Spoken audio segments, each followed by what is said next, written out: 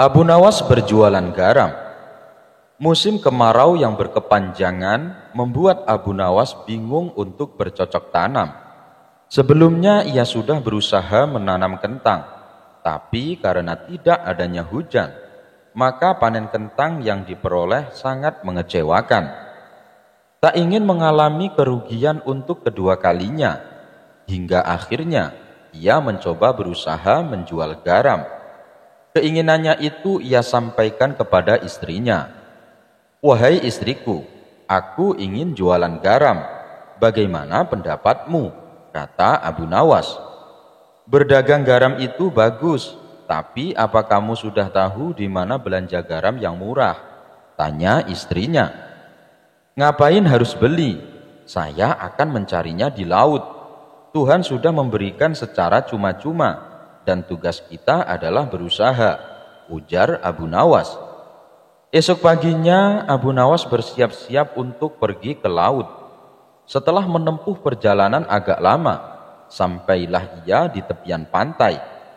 Kemudian Abu Nawas berhasil membuat garam selama seminggu lamanya. Air laut dikumpulkan menjadi beberapa tempat. Hari ketujuh Abu Nawas membawa pulang garam-garam tersebut. Namun saat perjalanan pulang, ia melewati sungai dan akhirnya berhenti untuk beristirahat. Abu Nawas meletakkan sekarung garam pada tumbuhan kayu.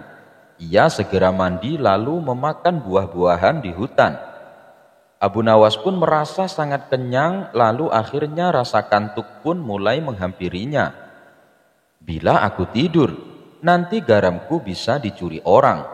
Lebih baik garam ini aku sembunyikan saja dulu," pikir Abu Nawas. Seketika itu Abu Nawas langsung melihat ke bagian bawah sungai. Ia langsung mengambil sekarung garam dan meletakkannya di sungai. Sesudah selesai, ia kemudian berjalan ke sebuah pohon rindang untuk tidur. Beberapa saat kemudian, Abu Nawas pun terbangun lalu bergegas mengambil sekarung garam miliknya. "Aku harus cepat pulang. Pasti istriku sudah lama menungguku," ucap Abu Nawas. Setibanya di rumah, Abu Nawas terdengar berteriak memanggil sang istri. "Istriku, istriku, ini aku sudah pulang membawa garam," kata Abu Nawas. Lalu Abu Nawas meletakkan karung garamnya di sebuah alas yang sudah dipersiapkan. "Mana garamnya?" tanya sang istri. Di mana ya tadi aku letakkan?" "Di dalam karung." "Wah, ternyata benar garamku dicuri orang sewaktu aku tidur tadi. Padahal aku sudah sembunyikan di tempat yang aman," tutur Abu Nawas. "Memangnya engkau sembunyikan di mana karungnya?" tanya sang istri kembali. "Aku sembunyikan di dalam sungai," jawab Abu Nawas. Sang istri hanya bisa menggelengkan kepala mendengar perkataan suaminya itu. Abu Nawas ditipu wanita tua. Siapa yang sangka ketika Abu Nawas masih muda, ia pernah ditipu wanita tua. Peristiwa ini terjadi saat Abu Nawas sedang berkunjung di kota sahabatnya. Sebelum sampai ke rumahnya, meskipun sebagai tamu, Abu Nawas tak lupa membelikan oleh-oleh untuk sahabatnya itu. Maka ia pun memasuki sebuah toko besar yang berada di kota tersebut, di mana di toko itu menyediakan berbagai macam makanan seperti kurma, keju, dan lain-lain. Ketika ia berkeliling memilih oleh-oleh, ia merasa ada seseorang yang selalu mengikutinya. Abu Nawas pun menjadi penasaran dan menoleh ke belakang. Ternyata dia seorang wanita tua yang juga sedang berbelanja di toko tersebut. Di tangannya membawa keranjang yang berisikan beberapa makanan. Abu Nawas pun mencoba bersikap ramah dengan memberikan senyuman kepadanya. Namun wanita tua itu hanya membalasnya dengan tatapan yang dalam. Singkat cerita, setelah selesai memilih makanan, Abu Nawas menuju pemilik toko untuk membayar belanjaannya. Tiba-tiba dari belakang, pundaknya ditepuk oleh seseorang.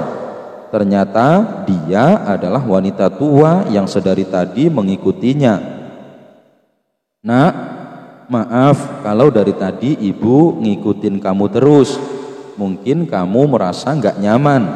Maaf ya, ibu suka menatap kamu karena kamu mirip sekali sama anak ibu yang baru meninggal, kata wanita tersebut.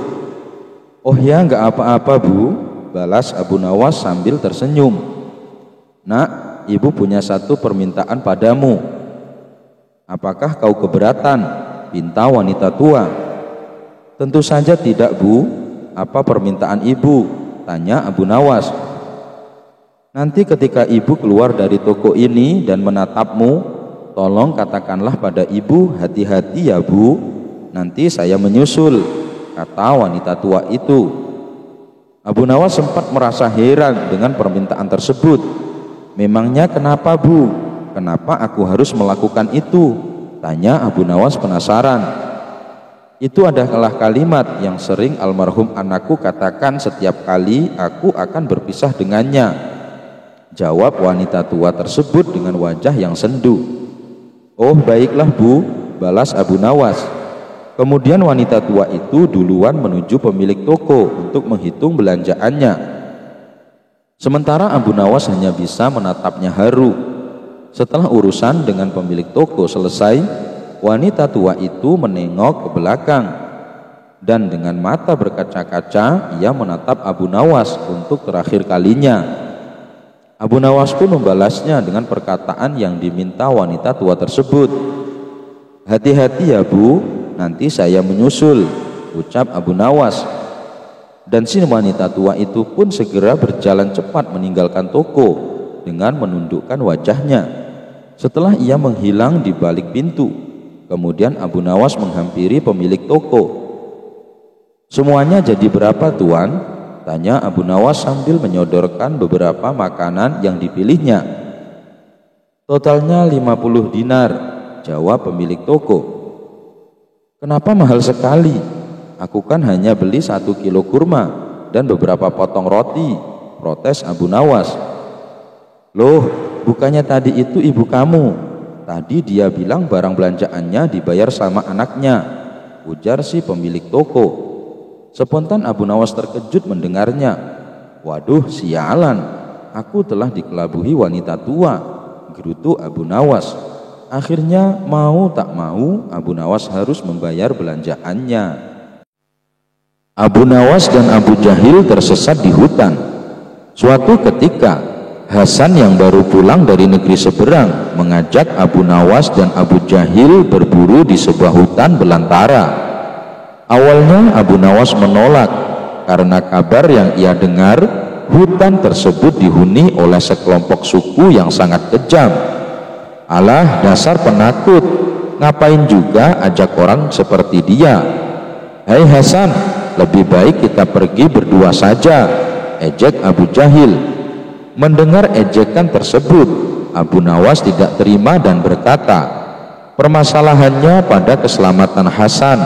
Saya khawatir kalau Hasan sampai terbunuh. Rupanya alasan Abu Nawas ini malah jadi ledekan Abu Jahil. Seorang pengecut pasti punya banyak alasan. Bilang saja takut, tidak usah bawa-bawa Hasan segala, ledek Abu Jahil. Tak terima dengan perkataan Abu Jahil, Abu Nawas pun akhirnya bersedia ikut. Maka berangkatlah mereka bertiga menuju hutan belantara. Dan benar saja, ketika mereka mulai memasukinya, di tengah hutan mereka ditangkap oleh sekelompok suku yang kejam. Lalu muncullah ketua suku menghampiri mereka bertiga. Mau apa kalian datang kemari? Hutan ini tidak boleh dimasuki siapapun, bentak ketua suku. Maaf tuan, kami tidak tahu, karena tujuan kami hanya sekedar untuk berburu, jawab Abu Nawas. Berani-beraninya kalian berburu di sini. Semua binatang yang ada di hutan ini tidak boleh kalian bunuh. Kalian sudah membunuh binatang apa? Tanya ketua suku. Belum tuan, kami belum membunuh binatang apapun, jawab Abu Nawas.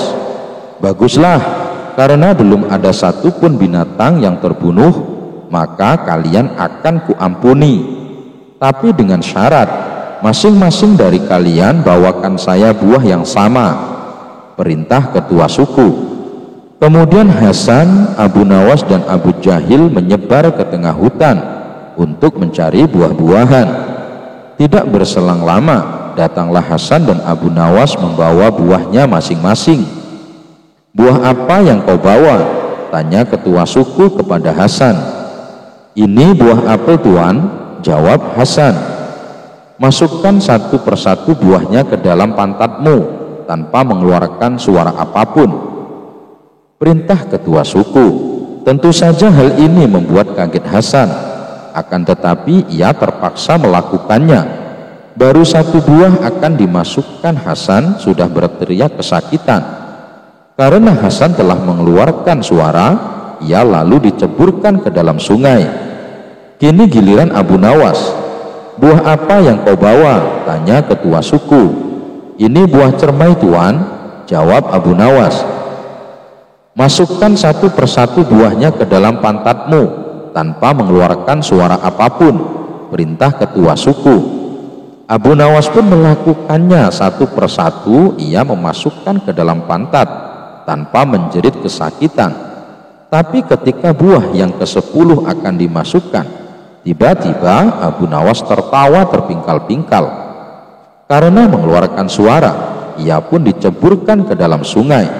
Melihat Abu Nawas yang basah kuyup, Hasan segera menghampirinya. "Hai Abu Nawas, kenapa kau diceburkan juga? Aku lihat kau hampir berhasil," tanya Hasan. "Ya benar, tapi ketika buah yang terakhir, aku tak kuasa menahan tawa," jawab Abu Nawas. "Apa yang membuatmu tertawa?" tanya Hasan penasaran. "Aku melihat Abu Jahil datang dengan membawa 10 buah nanas," jawab Abu Nawas. Keduanya pun tertawa terbahak-bahak. Suatu hari di warung tempat Abu Nawas nongkrong, salah satu temannya terlihat murung karena sedang dirundung masalah. Tidak lama kemudian datanglah Abu Nawas. Melihat ada kawannya yang sedang murung, Abu Nawas merasa iba. Ia pun segera menghampiri kawannya itu. "Hei kawan, sepertinya engkau sedang ada masalah. Coba ceritakan padaku," kata Abu Nawas membuka percakapan. Orang itu lalu menceritakan permasalahan yang sedang dihadapinya. Sebagai seorang sahabat, Abu Nawas selalu mencoba menghibur. Ia menceritakan kisah lucu tentang seorang anak petani. Setelah mendengar cerita Abu Nawas yang lucu itu, temannya tersebut langsung tertawa terpingkal-pingkal. "Terima kasih Abu Nawas, kau telah menghiburku sehingga beban pikiranku menjadi plong," kata kawannya kepada Abu Nawas. Hari berikutnya saat Abu Nawas datang ke warung, ia kembali mendapati kawannya yang kemarin sedang termenung seorang diri. "Hai kawan, kamu kenapa lagi?"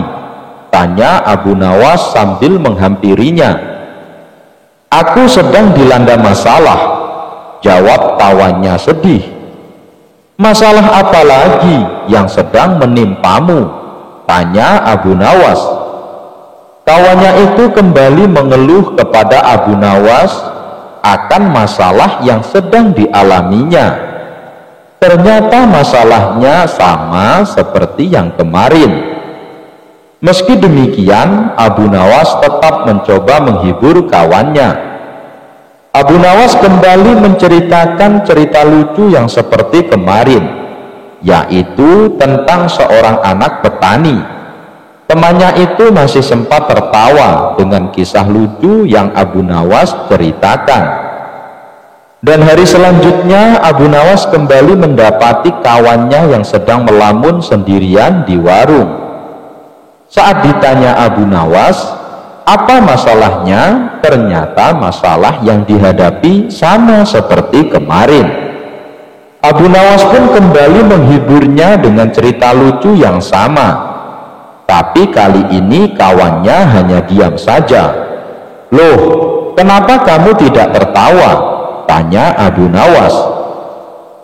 Temannya itu menjawab, "Sebab cerita lucu yang kamu bawakan sama seperti yang kemarin. Kalau diulang-ulang terus, ya lucunya sudah tidak terasa." Mendengar jawaban tersebut, Abu Nawas hanya tersenyum. Ia pun lalu berkata kepada kawannya, "Jika kamu tak bisa tertawa berulang-ulang dengan cerita lucu yang sama, lantas mengapa kamu selalu mengeluh berulang-ulang dengan masalah yang sama? Padahal jika kamu mensyukuri apa yang ada, niscaya kamu tidak akan selalu mengeluh dengan masalah yang sama." Mendengar nasihat Abu Nawas itu, kawannya pun tersadar yang harus ia lakukan bukannya mengeluh, akan tetapi harus memperbanyak rasa bersyukur. Beberapa hari ini Baginda Raja sedang diselimuti duka, sebab sahabatnya yang juga seorang hakim telah meninggal dunia. Sahabatnya itu merupakan hakim yang sangat bijaksana dan adil, dan paling benci dengan praktek suap menyuap. Oleh sebab itulah Baginda menjadikan sahabatnya itu sebagai hakim agung di pemerintahan pusat, karena kejujurannya dalam mengemban amanah. Hidupnya terbilang sederhana. Ia mengambil bayarannya sebagai hakim hanya sebagian, dan sebagiannya lagi ia sedekahkan kepada fakir miskin. Berbeda dengan pejabat-pejabat istana yang lain yang hidup dalam kemewahan dan bergemilangan harta. Namun sekarang sahabatnya itu telah tiada. Baginda Raja pun bingung, siapakah yang pantas menjadi penggantinya. Pengennya sih menunjuk Abu Nawas, tapi itu tidak mungkin, karena Abu Nawas pasti akan menolaknya, seperti yang sudah-sudah. Kalaupun dipaksa, yang ada malah akan membuat Baginda Raja menanggung malu. Mungkin Abu Nawas bisa memecahkan masalah ini. Aku akan coba bertanya kepadanya, pikir Baginda Raja. Kemudian Baginda Raja memerintahkan beberapa pengawal untuk memanggil Abu Nawas. Singkat cerita, Abu Nawas pun datang ke istana dan menghadap Baginda Raja. "Ada gerangan apa Baginda memanggil hamba?" tanya Abu Nawas. "Hai Abu Nawas, kamu tahu kan kalau hakim yang saya tempatkan di pemerintahan pusat sudah meninggal dunia. Saya bingung Abu Nawas, siapakah yang pantas menggantikan posisinya? Aku menginginkan orang yang jujur dan anti suap seperti dirinya. Apakah kamu punya solusinya? Aku tahu kamu tak mungkin mau menjadi pejabat istana, dan aku tak akan memaksamu. Tapi setidaknya bantulah saya untuk menemukan orang yang pantas menjadi penggantinya," perintah Baginda Raja. Sejenak Abu Nawas terdiam. Ia merasakan kegelisahan yang sedang dialami rajanya itu. Suasana pun menjadi hening seketika. "Baiklah Baginda, beri saya waktu seminggu, nanti akan saya kabari," kata Abu Nawas memecahkan keheningan. Abu Nawas lalu mohon diri kepada Baginda Raja untuk pulang ke rumahnya. Keesokan harinya, dengan mengendarai keledai, Abu Nawas berkeliling kampung berjalan ke sana kemari hingga sampailah ia di tepian sungai. Di situ Abu Nawas melihat ada gembala yang sedang memberi minum induk sapi dan anaknya. Muncullah ide cemerlang di benak Abu Nawas. Ia pun segera menghampiri anak sapi yang masih kecil itu. Entah bagaimana caranya, tiba-tiba anak sapi tersebut berjalan meninggalkan induknya dan mengikuti Abu Nawas yang sedang menaiki keledainya. Melihat hal itu, si pengembala mencoba menghalau anak sapinya. supaya kembali pada induknya. Namun ajaib, anak sapi tersebut tak bergeming. Ia tetap berjalan mengikuti keledainya Abu Nawas. Karena kesal, si pengembala pun menyeret dan memukul anak sapi agar mau ikut dengannya. "Hai pengembala, biarkan anak sapi itu ikut denganku," hardik Abu Nawas. "Tapi anak sapi itu milikku, Tuan," jawab si pengembala. "Bukan, anak sapi itu adalah milikku. Dia lahir dari keledaiku ini," balas Abu Nawas. "Bagaimana mungkin? Jelas-jelas anak sapi ini milikku. Itu induk sapinya," protes pengembala sambil menunjuk induk sapi di sampingnya. "Kalau dia anak dari induk sapi kamu, pasti dia akan ikut dengannya. Buktinya ia malah ikut dengan keledaiku. Berarti ia anak dari keledaiku," kata Abu Nawas tak mau kalah. Tentu suasana pun semakin memanas. Masing-masing dari mereka tak ada yang mau mengalah. Akhirnya Abu Nawas berkata, "Lebih baik kita selesaikan masalah ini di pengadilan. Biar Tuan Hakim yang memutuskan." "Baiklah," balas setuju dengan usulan Abu Nawas. Maka pergilah mereka berdua ke rumah hakim pertama. Sebelum sidang dimulai, Abu Nawas menawari hakim pertama dengan iming-iming uang banyak supaya Abu Nawas bisa memenangkan perkaranya. Hakim pertama tergiur dengan tawaran Abu Nawas, tapi ia bingung bagaimana caranya supaya perkara ini dimenangkan oleh Abu Nawas. "Itu mudah saja. Tuan Hakim putuskan saja kepada siapa anak sapi tersebut akan ikut, maka dialah pemiliknya." Sang hakim lalu memutuskan seperti permintaan Abu Nawas. Ketika anak sapi itu dilepaskan, si anak sapi selalu mengikuti keledai Abu Nawas. Walhasil, Abu Nawaslah yang berhak atas anak sapi tersebut. Merasa keputusan hakim pertama tidak adil, si pengembala mengajak Abu Nawas menemui hakim kedua. Hakim kedua juga ditawari iming-iming uang banyak oleh Abu Nawas supaya dia bisa memenangkan perkaranya. Hakim kedua juga tergiur dengan tawaran Abu Nawas. Ia memutuskan perkara sesuai arahan Abu Nawas seperti yang dilakukan oleh hakim pertama. Abu Nawas pun kembali memenangkan perkaranya atas kepemilikan anak sapi. Upaya si pengembala dalam meminta keadilan kembali menemui kegagalan. Ia lalu mengajak Abu Nawas pergi ke rumah hakim ketiga. Seperti biasa, sebelum persidangan dimulai, Abu Nawas menemui hakim. Tidak untuk menjawabnya dengan uang yang banyak, namun hakim ketiga ini sepertinya enggan mengadili perkara tersebut. Tentu saja hal ini membuat Abu Nawas heran berkali-kali. "Anda kenapa tidak mau mengadili perkara ini, Tuan Hakim? Apakah uang yang saya berikan kurang banyak?" "Abu Nawas, bukan masalah uang, tapi saya lagi kena menstruasi. Tantangan bagi saya memutuskan suatu perkara apabila saya sedang datang bulan," jawab hakim ketiga. Abu Nawas semakin heran dengan jawaban Tuan Hakim. Abu Nawas lantas berkata, "Tuan Hakim kan laki-laki, mana mungkin bisa menstruasi? Itu hal yang sangat mustahil." Dengan tenang, hakim menjawab, "Begitu juga dengan anak sapi. Sejak kapan keledai bisa melahirkan anak sapi? Meskipun anak sapi berjalan mengikuti keledai kamu, bukan berarti anak sapi itu lahir dari keledaimu." Abu Nawas terdiam, lalu ia kembali bertanya, "Jadi menurut pendapat Tuan Hakim, anak sapi itu milik siapa?"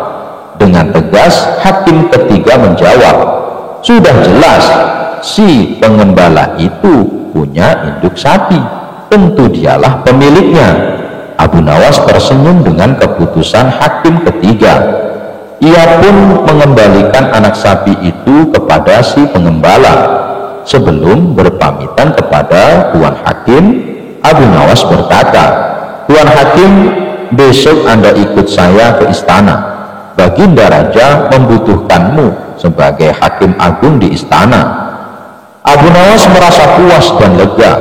Tugas dari Baginda Raja telah ia selesaikan, karena ia telah menemukan hakim yang tepat untuk ditempatkan di istana sebagai Hakim Agung. Al-Kisah, kala itu kota Baghdad tengah gempar oleh kehadiran orang asing. Persoalannya bukan pada orangnya, melainkan orang asing tersebut tidak mempercayai adanya Tuhan. Bukan hanya itu, ia juga menantang orang-orang muslim untuk berdebat dengannya terkait keberadaan Tuhan. Kabar ini pun tersebar sampai ke telinga Baginda Raja. Karena dianggap membuat resah masyarakat, orang asing ini lalu dipanggil ke istana.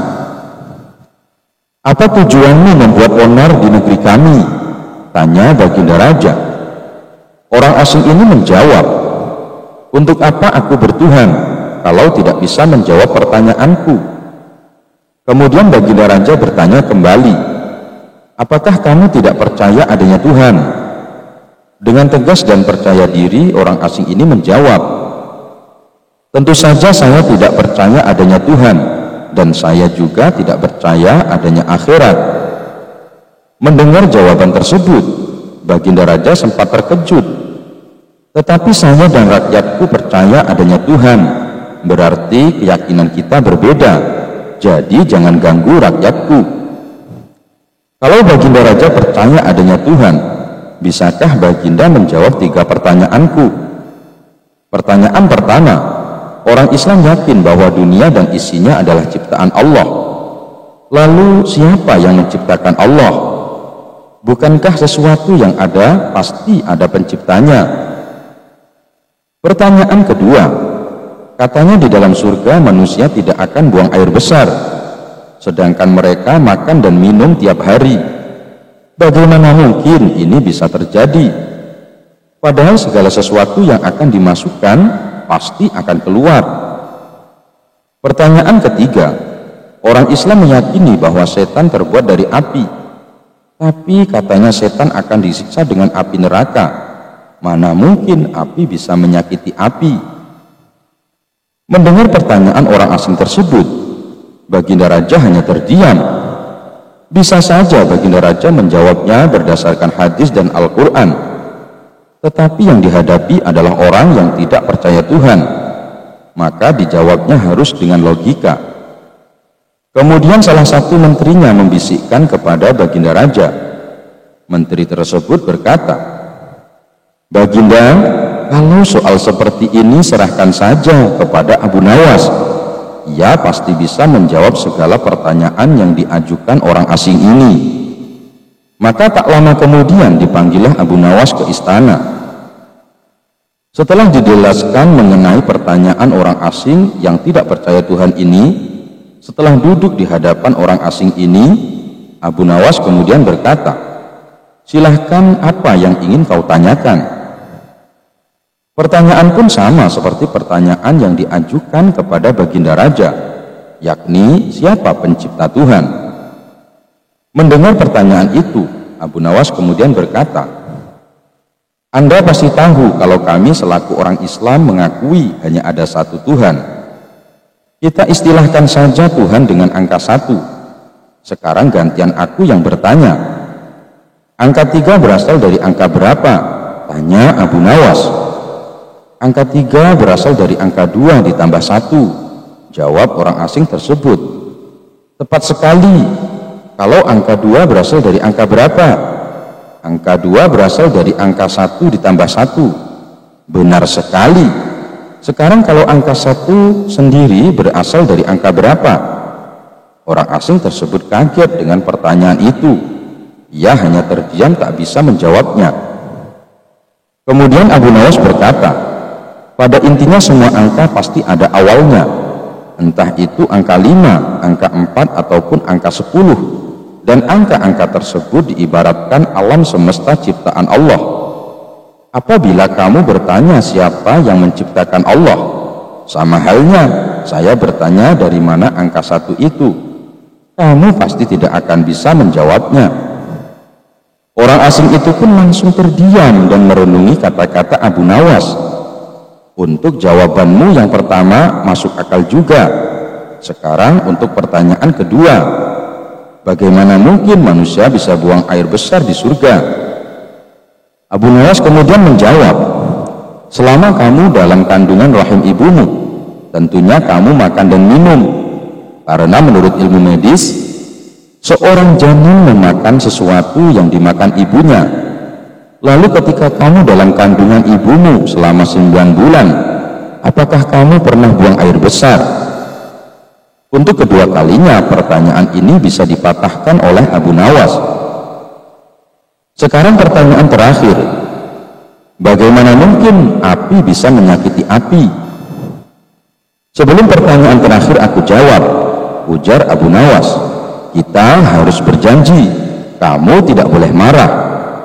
Tentu saja saya tidak akan marah, jawab orang asing tersebut. Tiba-tiba Abu Nawas menampar pipi orang asing itu dengan sangat keras. Apa-apaan ini? Kamu tidak bisa menjawab, jangan emosi, ujar orang asing itu. Siapa yang emosi? Jawab Abu Nawas. Itu tadi adalah jawaban saya. Apakah tadi kamu merasakan sakit? Ya, tentu saja sakit. Coba kamu perhatikan tangan saya. Bukankah tangan saya terbuat dari tulang dan daging? Begitu juga dengan pipi kamu. Tapi ketika tangan saya menampar ke pipi kamu langsung kesakitan. Itulah gambaran sederhana. Kalau api neraka bisa menyakiti setan, setan pasti akan merasa kesakitan, meskipun ia sama-sama terbuat dari api. Orang asing itu pun hanya bisa diam.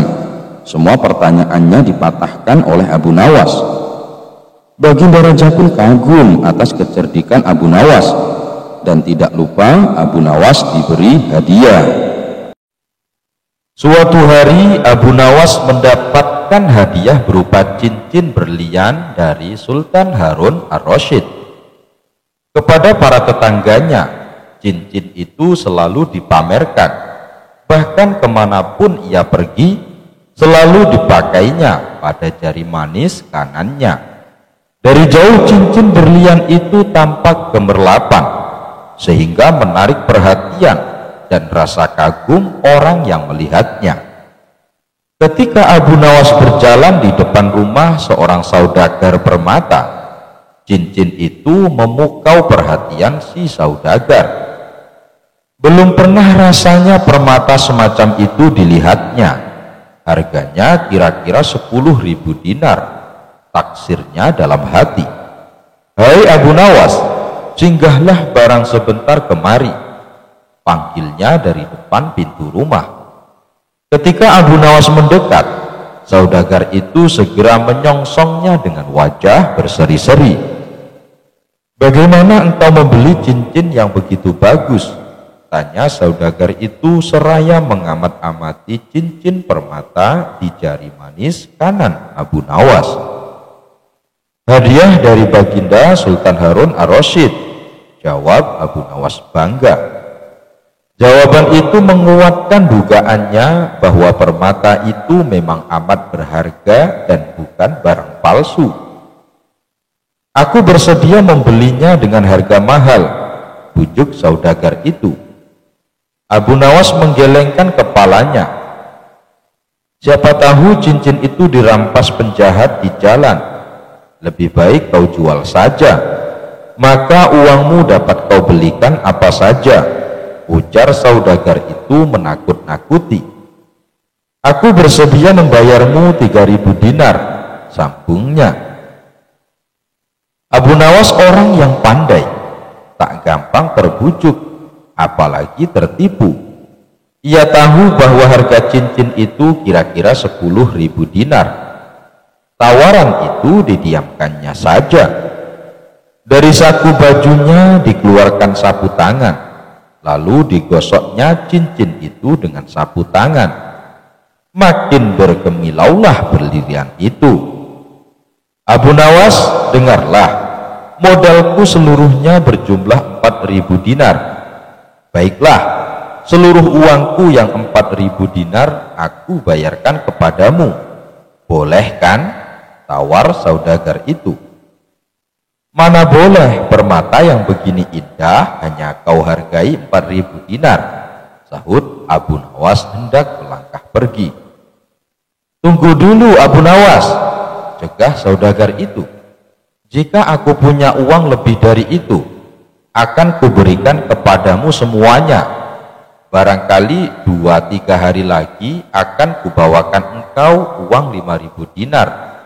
Karena itu jangan kau jual cincinmu kepada orang lain.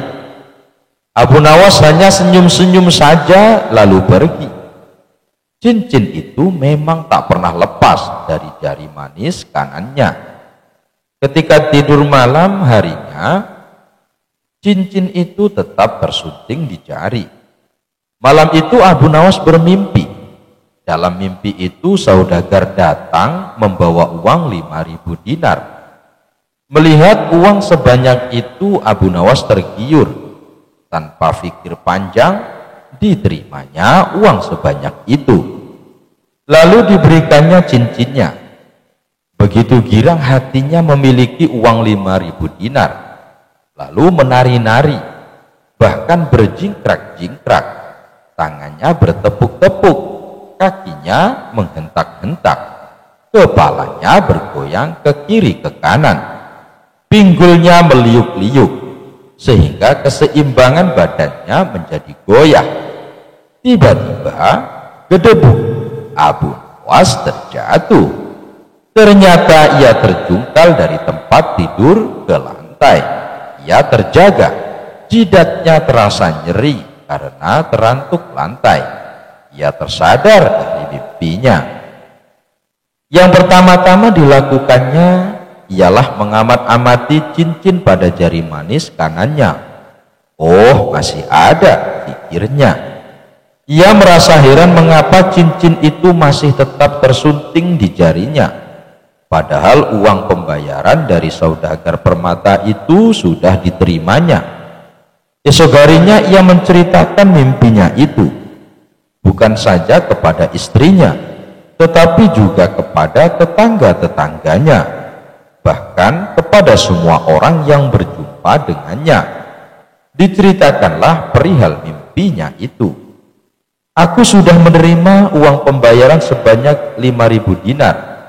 Tapi cincinku belum diambil oleh saudagar yang membelinya, katanya dengan terheran-heran.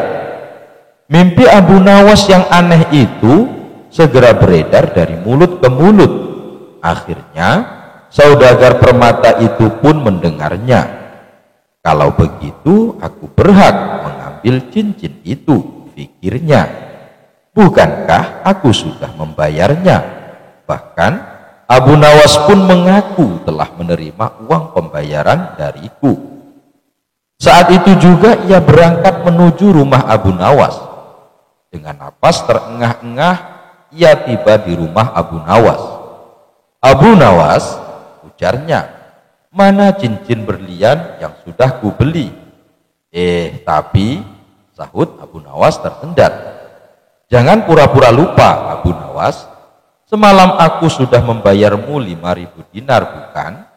Kata saudagar itu sambil telunjuknya pada dada Abu Nawas. Ya, betul, ujar Abu Nawas. Tapi ada 2 hal yang masih harus kita sepakati.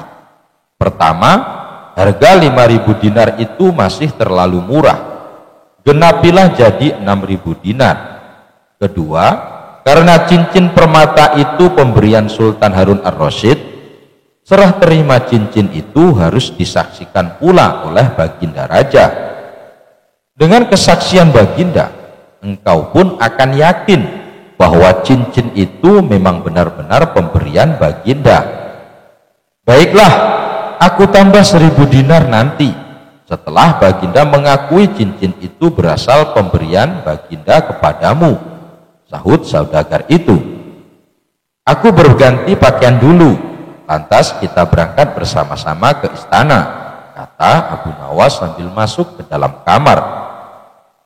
Dengan mengenakan pakaian yang paling bagus, Abu Nawas menemui lagi saudagar itu. Kita berangkat sekarang, ajaknya. Hei, mengapa jari manis kamu kau balut dengan sapu tangan putih? Tanya saudagar seraya menunjuk jari manis kanan Abu Nawas. Jari itu terbalut kain tebal. Engkau memperingatkan aku kemarin agar aku berhati-hati, karena penjahat yang melihat permata ini mungkin akan merampasnya, kata Abu Nawas. Betul-betul, kata saudagar itu membenarkannya. Keduanya bergegas berangkat ke istana. Sementara itu, Sultan Harun ar-Rasyid ketika itu baru saja memasuki balai rum. Ketika kedua orang itu tiba di istana, Baginda menunda acara perbincangan dengan para pejabat tinggi, lalu memanggil Abu Nawas dan saudagar itu agar menghadap. Baginda, kami bersama saudagar permata ini menghadap Baginda karena ada sesuatu hal yang hendak kami sampaikan. Cincin permata hadiah dari Baginda beberapa hari yang lalu kepada saya akan saya jual kepada saudagar permata ini, kata Abu Nawas. Mengapa hendak kau jual? Tanya Sultan dengan nada marah. Itu hak saya, Baginda, jawab Abu Nawas. Bukankah cincin ini yang telah Baginda berikan sebagai hadiah kepada saya? Sultan terkejut melihat cincin yang tersunting di jari Abu Nawas. Lebih-lebih saudagar itu, matanya terbelalak dan mukanya pucat seketika. Betapa tidak, cincin yang tersunting di jari manis Abu Nawas tersebut dari tembaga, sedangkan permatanya tidak berkilau sama sekali karena hanya pecahan gelas belaka. Bukan itu yang hendak saya beli, seru saudagar itu, tapi cincin permata berlian pemberian Baginda. Inilah cincin hadiah dari Baginda itu, kata Abu Nawas. Kalau kau tidak percaya, mohonlah kesaksian Baginda. Dalam hati Sultan tersenyum. Macam-macam saja akal Abu Nawas, pikirnya. Betulkah cincin tembaga permata pecahan kaca itu hadiah dari Baginda kepada Abu Nawas? Sembah saudagar itu. Betul, jawab Sultan Harun ar-Rasyid. Memang itulah cincin pemberianku. Saudagar itu gemetar. Nah, bayarlah sekarang 1000 dinar seperti kesanggupanmu tadi, kata Abu Nawas. Tapi engkau harus membayar 1000 dinar kepada Abu Nawas. Tukas Baginda memerintahkan saudagar itu membayarnya. Saudagar itu terpaksa mengeluarkan uang 1000 dinar. Tanpa berkata suatu apapun, diberikannya uang itu kepada Abu Nawas, lalu pergi. Hai, tunggu dulu, seru Abu Nawas. Ini cincin permata yang sudah kau beli. Saudagar itu tak mau menoleh. Suatu hari yang cerah, Raja Harun ar-Rasyid dan para pengawalnya meninggalkan istana untuk berburu. Namun di tengah perjalanan, salah satu pejabat kerajaan yang bernama Abu Jahil menyusul dengan terengah-engah di atas kudanya. Baginda, Baginda, hamba mau mengusulkan sesuatu, kata Abu Jahil sambil mendekati sang raja. Apa usulmu, wahai Abu Jahil? Tanya Baginda Raja. Agar acara berburu ini lebih menarik dan disaksikan banyak penduduk, bagaimana kalau kita selenggarakan saja? Ujar Abu Jahil dengan raut wajah serius.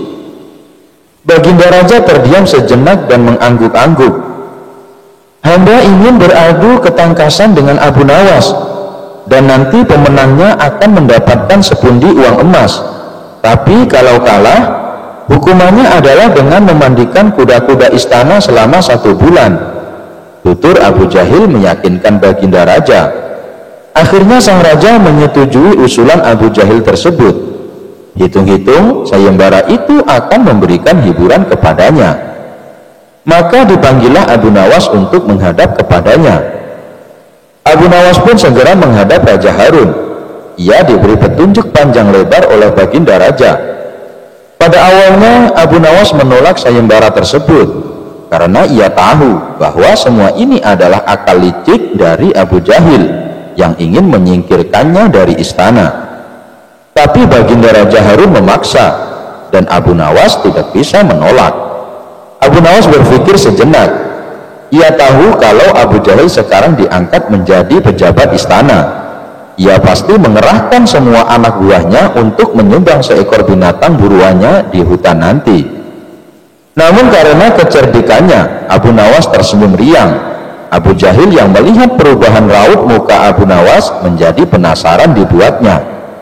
Mana mungkin Abu Nawas bisa mengalahkan dirinya kali ini, pikir Abu Jahil dalam hati. Akhirnya Baginda menggiring mereka di tengah alun-alun istana. Raja dan seluruh rakyat menunggu siapa yang akan menjadi pemenang dalam lomba berburu. Trompet tanda mulai adu ketangkasan pun telah ditiup. Abu Jahil segera memacu kudanya secepat kilat menuju hutan belantara. Anehnya, Abu Nawas justru sebaliknya. Dia dengan santainya menaiki kudanya sehingga para penonton banyak yang berteriak. Menjelang sore hari, tampaklah kuda Abu Jahil memasuki pintu gerbang istana. Ia pun mendapat sambutan meriah dan tepuk tangan dari rakyat yang menyaksikannya. Di sisi kanan dan kiri kuda Abu Jahil tampak puluhan hewan yang mati terpanah. Abu Jahil dengan tersenyum bangga memperlihatkan semua binatang buruannya di tengah lapangan. Aku, Abu Jahil, berhak memenangkan lomba ini. Lihat, binatang buruanku banyak. Mana mungkin Abu Nawas mengalahkanku? Teriaknya lantang yang membuat para penonton semakin ramai bertepuk tangan. Tidak berapa lama kemudian terdengar suara kaki kuda Abu Nawas. Semua orang menertawakan dan meneriakinya karena Abu Nawas tak membawa satu pun binatang buruan di kudanya. Tapi Abu Nawas tidak tampak gusar sama sekali. Ia malah tersenyum dan melambaikan tangan. Baginda Raja menyuruh 2 orang pengawalnya maju ke tengah lapangan dan menghitung jumlah binatang buruan yang didapatkan 2 peserta tersebut. Dan kesempatan pertama, para pengawal menghitung jumlah binatang hasil buruan Abu Jahil. 35 ekor kelinci, ditambah 5 ekor rusa dan 2 ekor babi hutan, kata salah satu pengawal. Kalau begitu, akulah pemenangnya, karena Abu Nawas tak membawa seekor binatang pun, teriak Abu Jahil dengan sombongnya. Tenang, tenang, aku membawa ribuan binatang. Jelaslah aku pemenangnya, dan engkau wahai Abu Jahil, silahkan memandikan kuda-kuda istana menurut aturan lomba. Semua binatang boleh ditangkap, yang penting jumlahnya, kata Abu Nawas sambil membuka bambu kuning yang telah diisi dengan ribuan semut merah. Jumlahnya sangat banyak Baginda, mungkin ribuan, kami tak sanggup menghitungnya lagi, kata pengawal kerajaan yang menghitung jumlah semut itu. Melihat kenyataan itu, Abu Jahil tiba-tiba saja jatuh pingsan. Baginda Raja tertawa terpingkal-pingkal dan langsung memberi hadiah kepada Abu Nawas. Kecerdikan dan ketulusan hati pasti bisa mengalahkan kelicikan. Suatu kali Abu Nawas pergi keluar kota untuk menemui sahabat lamanya. Dengan membawa perbekalan seadanya, ia berangkat menuju kota tempat sahabatnya. Singkat cerita, sampailah ia di rumah sahabatnya. Assalamualaikum, ucap Abu Nawas saat mengetuk pintu rumahnya. Saat pintu rumah dibuka, sahabatnya kaget bercampur bahagia. Waalaikumsalam Abu Nawas, apa kabarmu? Jawab sahabatnya sambil memeluk Abu Nawas. Mari silahkan masuk, ajak sahabatnya. Mereka berdua saling melepas rindu dan terlibat perbincangan yang penuh canda tawa. Setelah ngobrol ke sana kemari, terdengarlah suara azan asar. "Wahai kawan, saya minta izin sholat di rumahmu," pinta Abu Nawas. "Oh, silahkan Abu Nawas, saya mau keluar sebentar untuk membeli makanan," balas sahabatnya. Abu Nawas lalu ke kamar mandi untuk berwudu. Tapi saat ia akan melaksanakan sholat, ia bingung di mana letak arah kiblat. Mau bertanya kepada sahabatnya, tapi sahabatnya sedang keluar beli makanan. Abu Nawas mencoba menunggu sahabatnya pulang. Lama sudah ia menunggu. Ternyata sahabatnya tak kunjung datang juga. Akhirnya ia memutuskan sendiri kemana arah kiblatnya. Abu Nawas menggelar sajadahnya dan mulai menunaikan sholat. Tidak berapa lama sahabatnya pun datang. Ia tertawa melihat Abu Nawas sholat menghadap arah kiblat yang salah. Setelah Abu Nawas selesai menunaikan sholat, sahabatnya berkata memberitahu, "Hei Abu Nawas, arah kiblatnya bukan ke situ," tutur sahabatnya. "Hah? Apakah arah sholatku salah?" tanya Abu Nawas. "Tidak, hanya saja arah sajadah kamu yang salah," jawab sahabatnya. "Kalau begitu tegur saja sajadahku, jangan aku," balas Abu Nawas. Keduanya pun tertawa bersama-sama. "Ya sudah, mari kita sholat berjamaah. Habis itu kita baru makan-makan," ajak Abu Nawas kepada sahabatnya. Kisah penampilan suci. Suatu hari ada seorang rahib berpenampilan layaknya orang suci. Namun ia terlihat kebingungan beberapa kali. Ia mondar-mandir tepat di depan rumah Abu Nawas. Karena merasa kasihan, Abu Nawas lalu menyapanya. "Wahai tuan, sepertinya Anda bukan orang sini. Siapa Anda?" tanya Abu Nawas. "Ya, saya berasal dari negeri seberang. Saya adalah seorang rahib," jawab orang tersebut. "Rahib? Apa itu rahib?" tanya Abu Nawas. "Rahib itu adalah orang yang bertugas untuk membimbing manusia menuju surga," jawab orang itu kembali.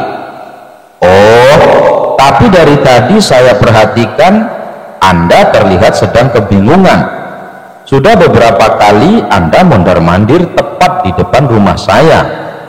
Memangnya Anda mau kemana?" tanya Abu Nawas. "Saya mau ke pasar, tapi tidak tahu jalannya," ujar sang rahib. Mendengar jawaban itu, Abu Nawas menahan tawa. "Bagaimana bisa Anda membimbing manusia ke surga kalau arah ke pasar saja Anda tidak tahu?" celetuk Abu Nawas. Mendadak muka sang rahib berubah menjadi sewot. Ia langsung pergi meninggalkan Abu Nawas. Abu Nawas menemukan sekantong emas. Pada suatu ketika, negeri Baghdad sedang mengalami masa paceklik. Pertanian banyak yang gagal dan pasar sepi pembeli. Tentu saja kondisi ini sangat mempengaruhi rakyatnya. Banyak warga yang mengalami kesusahan, tak terkecuali Abu Nawas.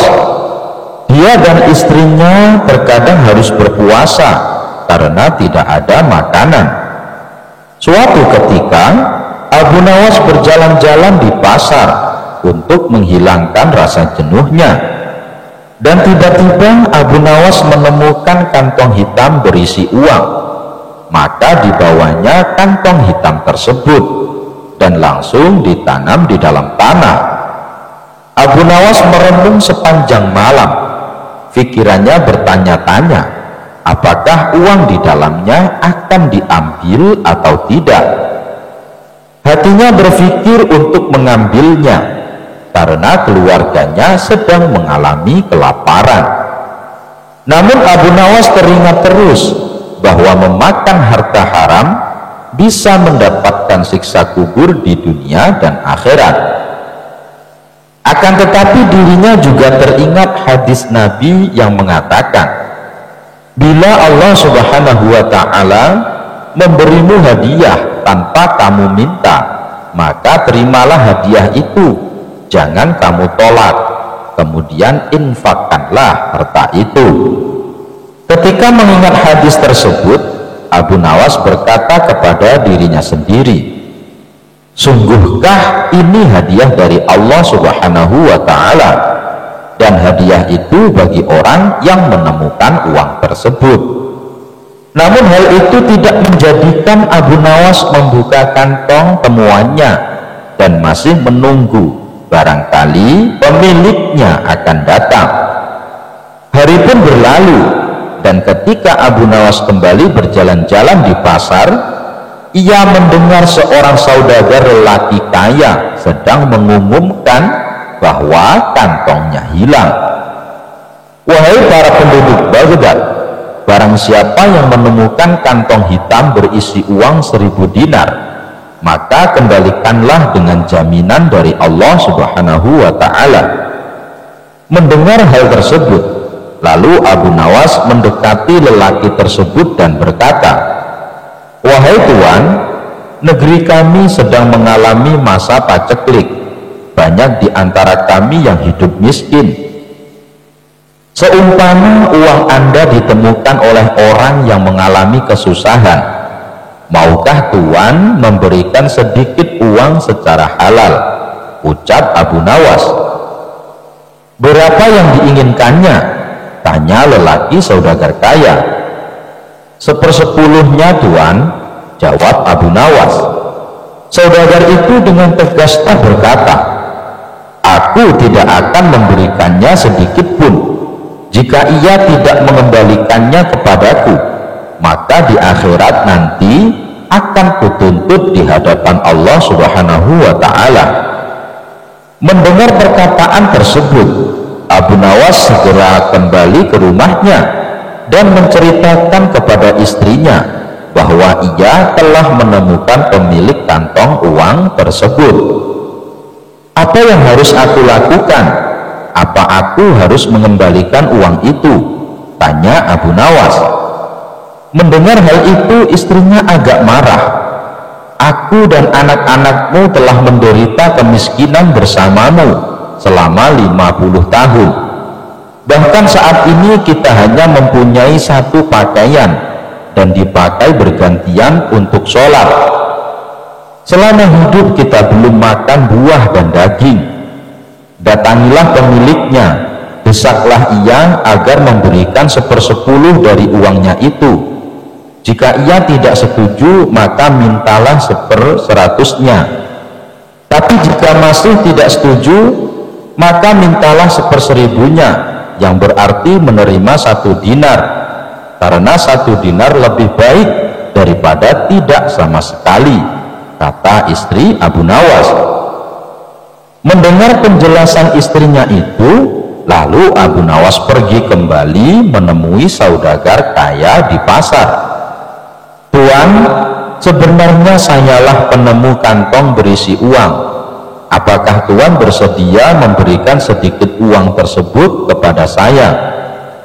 Meskipun hanya 1 dinar, karena beberapa hari ini keluarga saya belum makan, Tuan, kata Abu Nawas. Namun saudagar kaya itu tetap pada pendiriannya untuk tidak memberikan uang tersebut. Maka diajaklah saudagar itu ke rumah Abu Nawas, dan setibanya di rumah, lalu Abu Nawas menyerahkan kantong tersebut. Benarkah ini kantong Tuan? Tanya Abu Nawas. Iya, benar, jawab saudagar kaya. Kemudian lelaki tersebut membuka kantongnya dan menghitung jumlah uangnya, dan jumlahnya masih tetap utuh, yaitu 1000 dinar. Lalu saudagar kaya itu pamit pulang kepada Abu Nawas, namun belum juga melewati pintu keluar. Tiba-tiba saudagar kaya itu berhenti dan berkata, wahai orang tua, aku akan menceritakan kepadamu mengenai kantong ini. Ayahku telah mewariskan kepadaku uang 3.000 dinar. Sebelum meninggal, ayah berpesan kepadaku untuk membagikan sepertiganya kepada orang yang berhak menerimanya. Dan aku juga disuruh menjual warisan ternak lalu menginfakkannya. Sebagian lagi aku gunakan untuk pergi haji, maka aku pun melaksanakan wasiat itu, dan wasiat untuk membagikan sepertiga uang dari kekayaanku. Uang tersebut aku letakkan pada kantong ini, lalu aku pergi ke kota Baghdad untuk mencari orang yang benar-benar miskin. Namun aku tidak menemukan seorang pun yang lebih berhak daripada Anda. Maka ambillah uang di kantong ini. Semoga Allah Subhanahu wa ta'ala memberkahimu, kata saudagar lelaki kaya tersebut. Mendengar hal itu, Abu Nawas pun bersyukur kepada Allah Subhanahu wa ta'ala. Kesabaran dan kejujurannya saat menemukan uang tersebut ternyata mendapat jalan lain dari Allah. Ternyata saudagar kaya tersebut tidak hanya memberikan 1/100 yang dimintanya, melainkan semua uang yang ada di kantong tersebut. Abu Nawas memasukkan unta ke lubang jarum. Al-Kisah, Abu Nawas mendapat kabar baginda raja mengalami masalah yang membuat tidak bisa tidur. Masalah tersebut hanya raja yang mengetahuinya. Yang sengaja merahasiakannya, termasuk kepada Abu Nawas selaku sahabatnya tempat berkeluh kesah. Ingin rasanya baginda raja melupakan masalah yang menimpanya. Kalaupun bisa lari menghindar, tentulah ia akan melakukannya. Namun kenyataannya permasalahan yang dihadapi terasa seperti mengikutinya kemanapun baginda raja pergi. Sejak saat itu baginda raja sering terlihat melamun seorang diri. Kemudian penasihat istana mendekati baginda raja. Maaf Paduka yang mulia, hamba perhatikan belakangan ini Paduka terlihat murung. Hamba khawatir Paduka nanti jatuh sakit. Apakah ada sesuatu yang Paduka pikirkan? Tanya penasihat istana. Tidak ada apa-apa, aku baik-baik saja. Kau urusi saja pekerjaanmu, jawab baginda raja dengan memalingkan wajahnya. Penasehat istana pun hanya terdiam. Ia merasakan gelagat bahwa baginda raja sedang dilanda masalah besar. Dikarenakan baginda raja tidak mau berterus terang, penasehat istana tidak berani membujuknya untuk menceritakan masalah yang dihadapi. Makin hari sikap baginda raja makin tertutup, bahkan kini enggan menerima tamu. Hal ini membuat para pejabat istana menjadi sangat khawatir. Apa yang harus kita lakukan? Makin hari baginda raja terlihat mengkhawatirkan. Ini sangat buruk untuk kondisinya. Jangan sampai baginda raja jatuh sakit, kata salah seorang menteri. Aku juga cemas melihat sikap baginda raja belakangan ini. Aku sudah coba membujuknya supaya mau menceritakan masalah yang dialami, tapi ia malah memalingkan wajah. Baginda raja memilih menutup diri, beber penasehat istana. Saya ada saran, bagaimana kalau masalah ini kita sampaikan kepada Abu Nawas? Biasanya dia tahu solusinya, ujar salah satu dari menteri. Ya, saya setuju dengan saran tersebut, balas lainnya. Maka beberapa menteri istana segera mendatangi rumah Abu Nawas. Melihat yang datang adalah para menteri, Abu Nawas sempat terkejut. Biasanya yang diutus baginda raja adalah prajurit istana. Kenapa kalian yang datang? Tanya Abu Nawas. Kami kesini bukan diutus baginda raja, tapi atas kemauan sendiri, jawab para menteri. Kemudian para menteri ini memberitahu Abu Nawas tentang keadaan yang menimpa baginda raja. Kami semua sudah berusaha memberi perhatian, tapi baginda raja selalu menutup diri, kata salah satu menteri. Baiklah, aku akan coba menghiburnya. Mari kita ke istana sekarang, ajak Abu Nawas. Singkat cerita, Abu Nawas menghadap Baginda Raja. Ia lalu bercerita kisah-kisah jenaka di hadapan Baginda Raja, berharap bisa terhibur dan tertawa, tapi ternyata tidak ada reaksi apapun. Baginda Raja hanya terdiam, malah meninggalkan Abu Nawas lalu masuk ke kamarnya. Selepas Baginda Raja pergi, para menteri segera menghampiri Abu Nawas. "Bagaimana ini Abu Nawas? Kamu lihat sendiri kan?" ucap mereka. "Sepertinya Baginda Raja sedang mengalami masalah berat. Biarkan aku pulang dulu. Aku akan memikirkan cara untuk mengatasi masalah ini," ucap Abu Nawas. Setibanya di rumah, Abu Nawas terus memikirkan cara terbaik memecahkan masalah ini. Setelah berpikir cukup lama, akhirnya Abu Nawas menemukan ide cemerlang. Esok harinya Abu Nawas pergi ke pasar. Di hadapan orang-orang, Abu Nawas berteriak, "Apakah di antara kalian ada yang bisa memasukkan unta ke lubang jarum?" Mendengar pertanyaan Abu Nawas, semua orang yang ada di sana heran. Salah satu dari mereka lalu menjawab, "Mana mungkin bisa, itu perkara yang mustahil." Dengan lantang Abu Nawas membalas, "Tidak ada perkara yang mustahil. Jangankan aku, anak kecil pun bisa." "Kalau kau memang bisa, coba tunjukkan kepada kami," pinta mereka. "Maaf kawan-kawan, sayangnya aku hanya bisa membuktikannya bila di hadapan Baginda Raja," jawab Abu Nawas.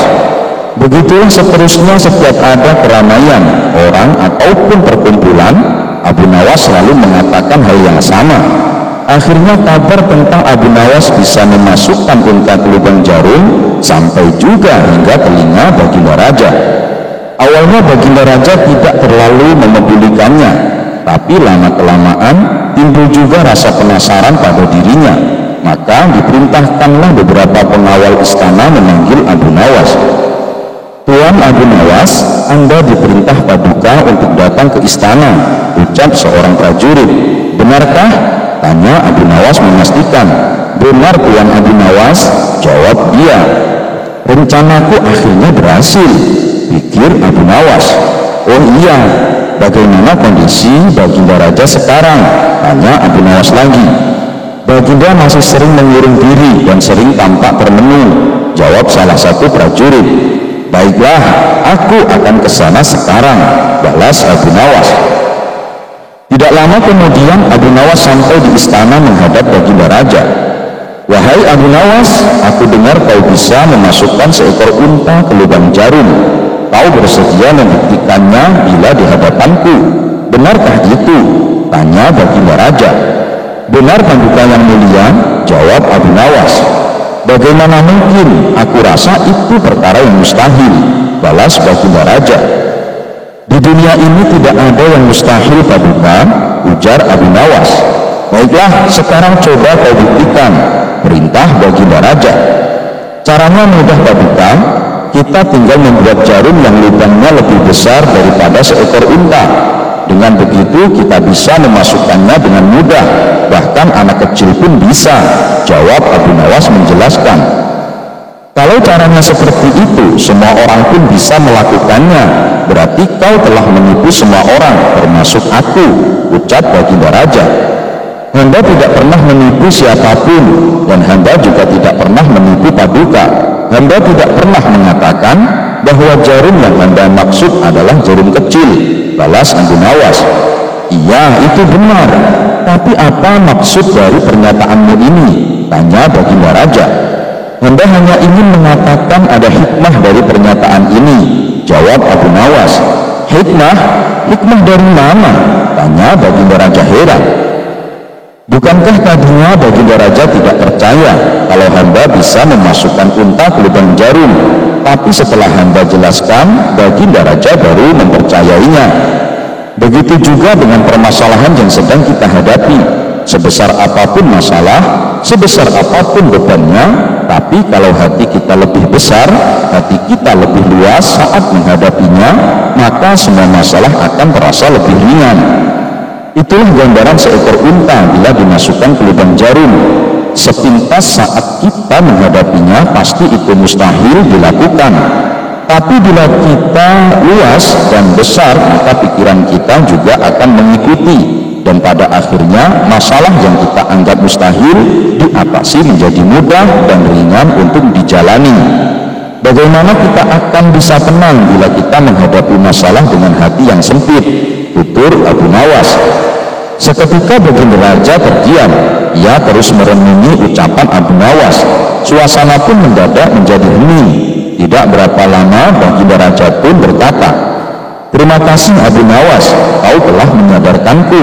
Selama ini aku memang sedang dilanda masalah dan hatiku sempit menghadapinya, sehingga pikiranku juga ikut menjadi buntu," ujar Baginda Raja. Sejenak kejadian itu, kini Baginda Raja mulai terlihat ceria. Ia tidak lagi terlihat murung seperti hari-hari sebelumnya. Permasalahan bukanlah hal untuk dilamunkan, melainkan dihadapi dengan hati yang besar, maka akan tercipta solusi dari sebuah pemikiran yang jernih. Abu Jahil dijadikan tumbal pesugihan oleh Abu Nawas. Al-Kisah, Abu Nawas mendadak kedatangan Abu Jahil. Ia lalu mengungkapkan maksud kedatangannya, mau meminjam uang sebanyak 100 dinar. Tentu saja Abu Nawas kaget mendengarnya. "Dari mana aku punya uang sebanyak itu?" ucap Abu Nawas. "Ayolah, aku yakin kamu pasti ada. Pinjamilah barang sebulan," minta Abu Jahil merengek. Awalnya Abu Nawas enggan mengabulkan permintaan Abu Jahil, tapi karena didesak terus-menerus, akhirnya tidak kuasa menolak. "Tapi janji ya, hanya sebulan," kata Abu Nawas mewanti-wanti. "Iya, aku janji Abu Nawas. Bulan depan ketika kebunku sudah panen, pasti akan aku kembalikan," ujar Abu Jahil coba merayu meyakinkan. Setelah sebulan lamanya, Abu Jahil tidak kunjung mengembalikan uang. Padahal saat itu kebun miliknya sudah panen dan hasilnya melimpah. Payah Abu Jahil, dia tidak menepati janjinya, batin Abu Nawas. Dikarenakan sedang sangat membutuhkan uang, Abu Nawas terpaksa mendatangi rumah Abu Jahil untuk menagih hutang. "Mana janjimu Abu Jahal?" katanya. "Dalam sebulan kau akan mengembalikan uangnya," kata Abu Nawas. Abu Jahil pun menjawab bahwa dirinya belum bisa membayar hutang. Dia beralasan uang hasil panen kebunnya sudah habis untuk mengobati saudaranya yang sedang sakit. "Jangan khawatir Abu Nawas, bulan depan pasti akan aku bayar," ujar Abu Jahil. Abu Nawas tentu sangat kecewa. Ia akhirnya pulang tanpa membawa uang. Beberapa hari kemudian, Abu Nawas mendengar kabar Abu Jahil sering mengajak kawan-kawannya pesta pora di rumahnya. Mendengar hal itu, Abu Nawas pun menjadi emosi. "Kurang ajar, katanya uangnya sudah habis, tapi malah sering bikin pesta," gerutu Abu Nawas. Untuk menagihnya kembali itu tidak mungkin. Abu Jahil pasti tidak akan membayar hutangnya dengan beribu macam alasan.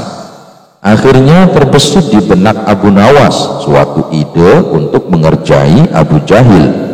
Esok harinya pergilah Abu Nawas menemui sahabatnya yang ada di kampung seberang. Ia pun mulai mengatur siasat dan meminta bantuan sahabatnya itu. Setelah siasatnya sudah diatur dengan matang, maka Abu Nawas segera mendatangi rumah Abu Jahil. "Kenapa kemari Abu Nawas? Kan sudah kubilang mengembalikan uangnya bulan depan," kata Abu Jahal. "Kamu jangan salah paham Abu Jahil. Aku kesini bukan mau menagih hutang, tapi ingin mengajakmu menemui orang pintar," balas Abu Nawas. "Menemui orang pintar untuk apa?" tanya Abu Jahil penasaran. "Begini Abu Jahil, di kampung seberang katanya ada dukun pesugihan yang bisa membuat kita jadi kaya. Aku ingin mencobanya ke sana," jawab Abu Nawas. "Benarkah?"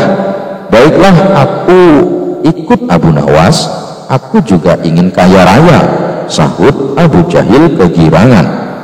Singkat cerita, sampailah Abu Nawas dan Abu Jahil di rumah seorang dukun pesugihan. Setelah keduanya dipersilahkan masuk, dukun tersebut bertanya, ada keperluan apa kalian kemari?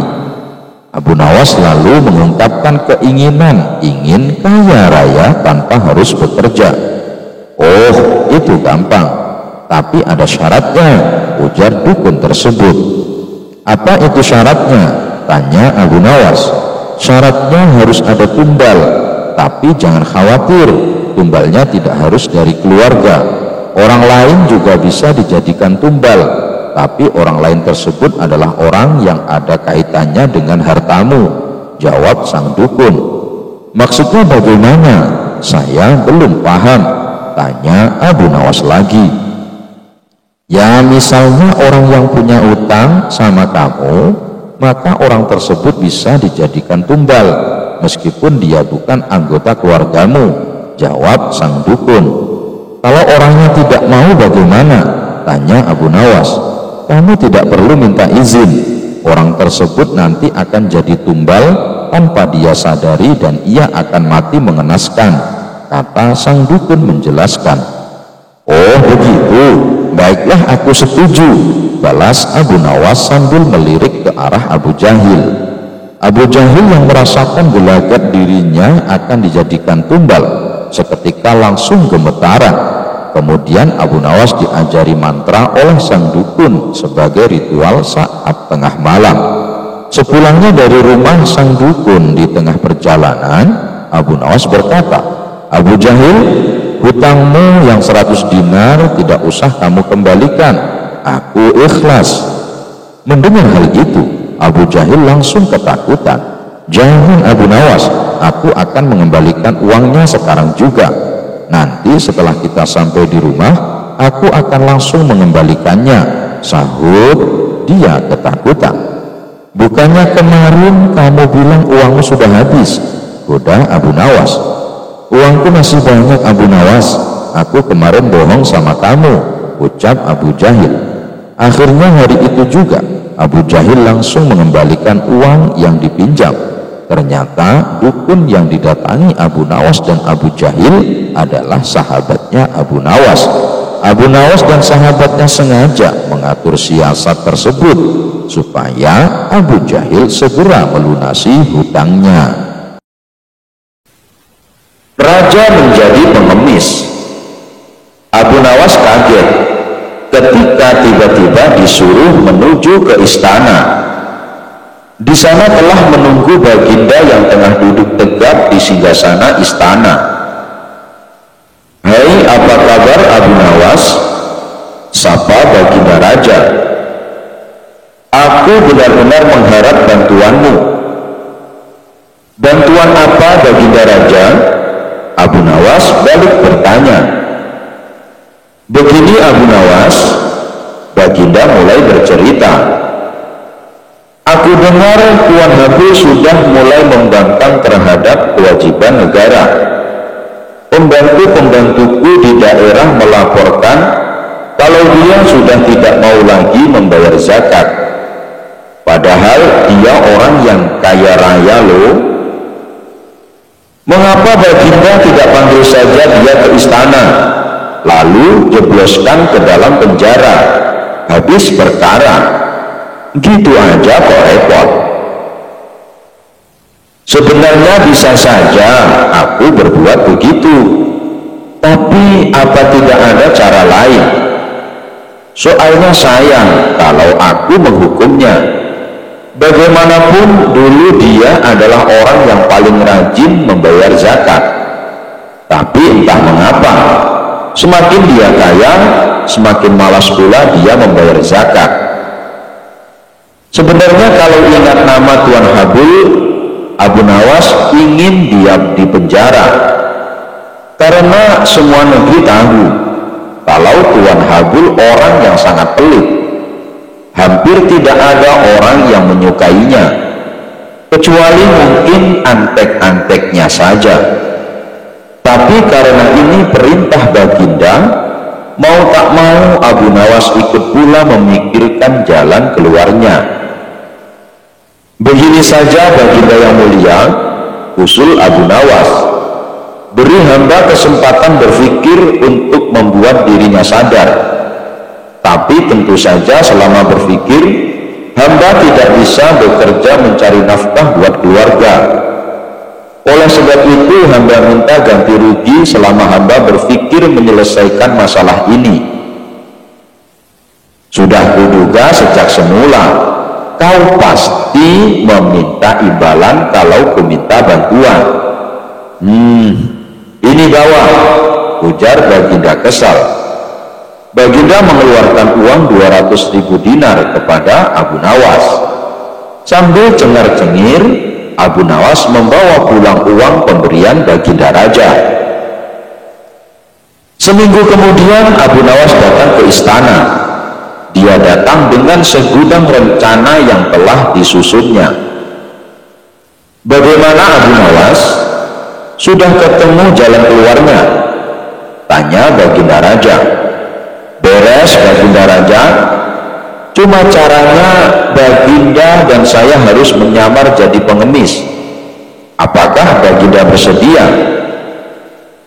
Semula baginda agak kaget juga mendengar usul Abu Nawas.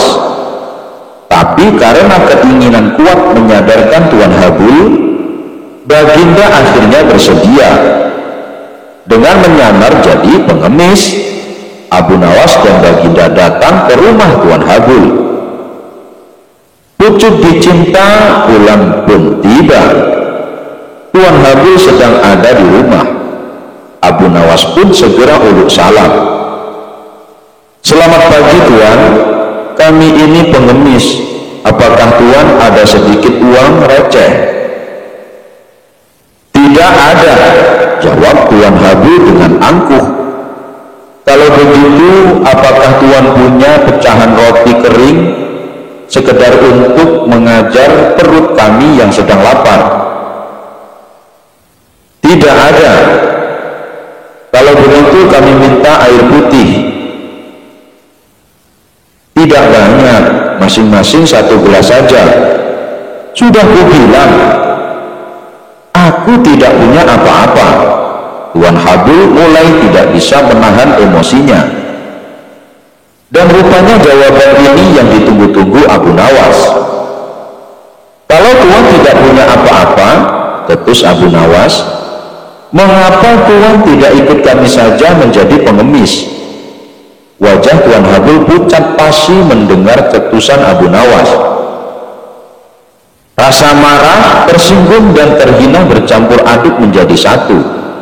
Tapi belum sempat kesadaran Tuan Habul pulih, Abu Nawas dan baginda segera membuka kedoknya. Bagaimana Habul? Kali ini giliran baginda yang berbicara. Mau pilih jadi orang kaya atau menjadi orang yang tidak punya apa-apa? Kalau pilih jadi orang yang tidak punya apa-apa, ya ikut saja Abu Nawas mengemis dari rumah ke rumah. Tapi kalau pilih menjadi orang kaya, ya jangan lupa membayar zakat. Bukan begitu Habul? Mendengar penuturan baginda, Tuan Habul terdiam 1000 bahasa. Dia merasa sangat malu. Sedangkan Abu Nawas hanya cengengesan menyaksikan kejadian itu. Enak saja baginda menyuruhku jadi pengemis, gumam Abu Nawas sambil mengumpat dalam hati. Apa boleh buat? Zakat kewajiban bagi yang mampu untuk menunaikannya. Abu Nawas lebih hebat dari jin ifrit. Baginda raja baru saja membaca kitab tentang kehebatan Raja Sulaiman yang mampu memerintahkan para jin memindahkan singgasana Ratu Bilqis di dekat istananya. Baginda membaca surat An-Naml ayat 39 sampai 40. Jin ifrit berkata, akulah yang akan membawanya kepadamu sebelum engkau berdiri dari tempat dudukmu. Dan sungguh aku kuat melakukannya dan dapat dipercaya. Seorang yang mempunyai ilmu dari kitab berkata, "Aku akan membawa singgasana itu kepadamu sebelum matamu berkedip." Maka ketika Nabi Sulaiman melihat singgasana itu terletak di hadapannya, dia pun berkata, "Ini termasuk karunia Rohku untuk mengujiku, apakah aku bersyukur atau mengingkari nikmatnya. Barang siapa bersyukur, maka sesungguhnya dia bersyukur untuk kebaikan dirinya sendiri. Dan barang siapa ingkar, maka sesungguhnya Rohku Maha Kaya, Maha Mulia." Al-Quran Surah An-Naml ayat 39 sampai 40. Baginda mencermati ayat tersebut. Jin ifrit saja bisa dikalahkan seorang ulama. Berarti manusia lebih sakti dari para jin. Ulama di masa Raja Sulaiman lebih cepat memindahkan singgasana Ratu Bilqis dibanding jin ifrit. Ulama itu mampu membawa singgasana ke hadapan Nabi Sulaiman sebelum dia mengedipkan mata, sedangkan ifrit hanya mampu membawanya ke hadapan Nabi Sulaiman sebelum dia bangkit dari tempat duduknya. Baginda tiba-tiba merasa tertarik. Hatinya mulai tergelitik untuk melakukan hal yang sama. Mendadak beliau ingin istananya dipindahkan ke atas gunung agar bisa lebih leluasa menikmati pemandangan di sekitar. Dan bukanlah hal itu tidak mustahil bisa dilakukan, karena ada Abu Nawas yang amat cerdik di negerinya. Kalau di masa Raja Sulaiman ada ulama yang lebih hebat dari jin ifrit, di masa sekarang ada Abu Nawas, ujar Baginda dalam hati. Baginda pun segera memanggil Abu Nawas. Setelah Abu Nawas dihadapkan, Baginda berkata, "Sanggupkah engkau memindahkan istanaku ke atas gunung agar aku lebih leluasa melihat negeriku?" tanya Baginda Raja. Abu Nawas tidak langsung menjawab. Dia berpikir sejenak hingga keningnya berkerut. Tidak mungkin menolak perintah Baginda, kecuali kalau memang ingin dihukum. Akhirnya Abu Nawas terpaksa menyanggupi proyek raksasa itu. Ada satu lagi permintaan dari Baginda. Pekerjaan itu harus selesai hanya dalam waktu sebulan. Karena kemampuanmu belum teruji, maka kamu punya waktu sebulan untuk melakukan permintaanku itu, ujar Baginda Raja. Abu Nawas pulang dengan hati masyghul. Setiap malam ia hanya berteman dengan rembulan dan bintang-bintang. Hari-hari dilewati dengan kegundahan. Tak ada hari yang lebih berat dalam hidup Abu Nawas kecuali hari-hari ini. Tetapi pada hari ke-9 ia tidak lagi merasa gundah gulana. Keesokan harinya Abu Nawas menuju istana. Ia menghadap Baginda untuk membahas pemindahan istana. Dengan senang hati, Baginda akan mendengarkan apa yang diinginkan Abu Nawas. "Ampun tuanku, hamba datang ke sini hanya untuk mengajukan usul untuk memperlancar pekerjaan hamba nanti," kata Abu Nawas. "Apa usulmu?" "Hamba akan memindahkan istana Paduka yang mulia tepat pada hari raya Idul Kurban, yang kebetulan hanya kurang 20 hari lagi." "Kalau hanya itu usulmu, baiklah," kata Baginda Raja. "Satu lagi Baginda," Abu Nawas menambahkan. "Apa lagi?" tanya Baginda Raja. "Hamba mohon Baginda menyembelih 10 ekor sapi yang gemuk untuk dibagikan langsung kepada para fakir miskin," kata Abu Nawas. "Usulmu kuterima," kata Baginda menyetujui. Abu Nawas pulang dengan perasaan riang gembira. Kini tidak ada lagi yang perlu dikhawatirkan. Toh nanti bila waktunya sudah tiba, ia pasti akan dengan mudah memindahkan istana Baginda Raja. Jangankan hanya memindahkan ke puncak gunung, ke dasar samudera pun Abu Nawas sanggup. Desas-desus mulai tersebar ke seluruh pelosok negeri. Hampir semua orang harap-harap cemas, tetapi sebagian besar rakyat merasa yakin atas kemampuan Abu Nawas, karena selama ini Abu Nawas belum pernah gagal melaksanakan tugas-tugas aneh yang dibebankan di atas pundaknya. Namun ada beberapa orang yang meragukan keberhasilan Abu Nawas kali ini.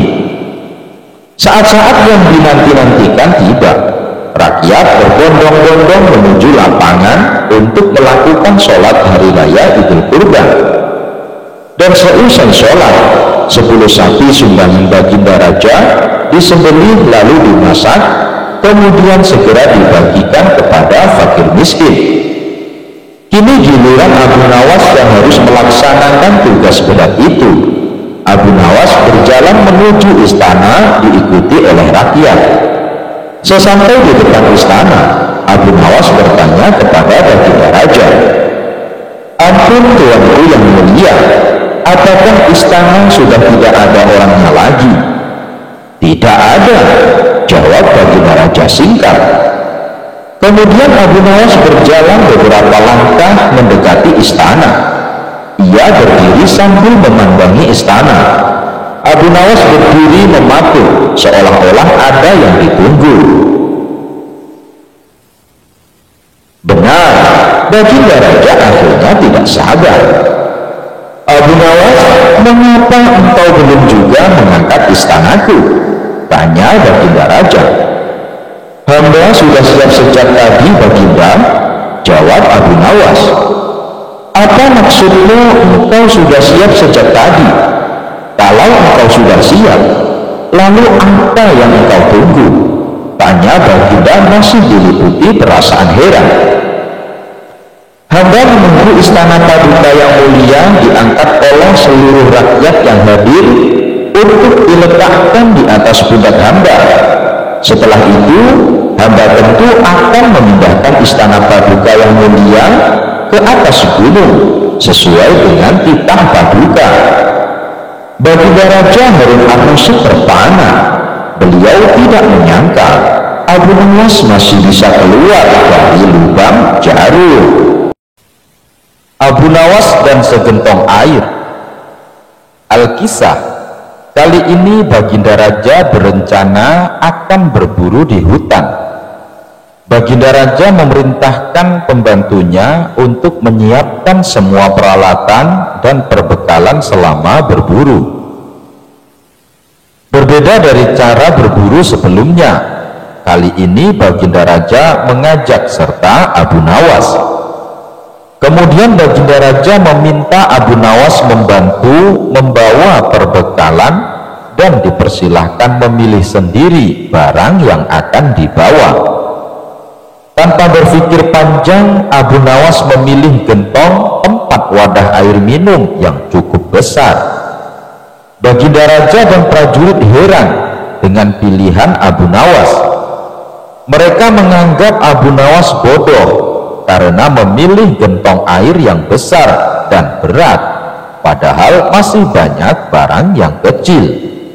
"Hai Abu Nawas, kenapa kau pilih barang bawaan yang paling berat?" tanya Baginda Raja penasaran. "Nanti Paduka Raja juga akan tahu sendiri," ucap Abu Nawas sambil tersenyum. Baginda Raja pun memerintahkan pasukannya untuk berjalan. Dan selama perjalanan, tentunya Abu Nawas menjadi orang yang paling terakhir. Ia berjalan paling belakang karena beratnya membawa gentong air. Karena perjalanan yang cukup jauh, rombongan memilih berhenti untuk istirahat sejenak. Di saat itulah mereka membutuhkan air untuk menghilangkan rasa dahaga, dan tentunya Abu Nawas menjadi orang paling dicari karena Abu Nawas yang membawa perbekalan air minum. Setelah perjalanan dilanjutkan, gentong air yang dibawa Abu Nawas mulai berkurang isinya dan menjadi lebih ringan. Abu Nawas pun tidak lagi berjalan di belakang, kini ia berjalan di tengah-tengah rombongan. Setelah istirahat yang kedua, ketiga, dan seterusnya, gentong air yang dibawa Abu Nawas pun semakin berkurang, sampai kemudian gentongnya kosong sama sekali. Karena gentongnya sudah kosong, tentu saja Abu Nawas meninggalkannya, sehingga Abu Nawas pun bisa berjalan di samping Baginda Raja di barisan depan. Melihat hal itu, Baginda Raja tersenyum. Kini Baginda telah mendapatkan jawaban atas pertanyaan yang diajukan sebelum berangkat. "Kamu memang cerdik, Abu Nawas," ujar Baginda Raja dalam hatinya. Raja menjadi pengemis. Abu Nawas kaget ketika tiba-tiba disuruh menuju ke istana. Di sana telah menunggu Baginda yang tengah duduk tegap di singgasana istana. "Hai, apa kabar Abu Nawas?" sapa Baginda Raja. "Aku benar-benar mengharap bantuanmu."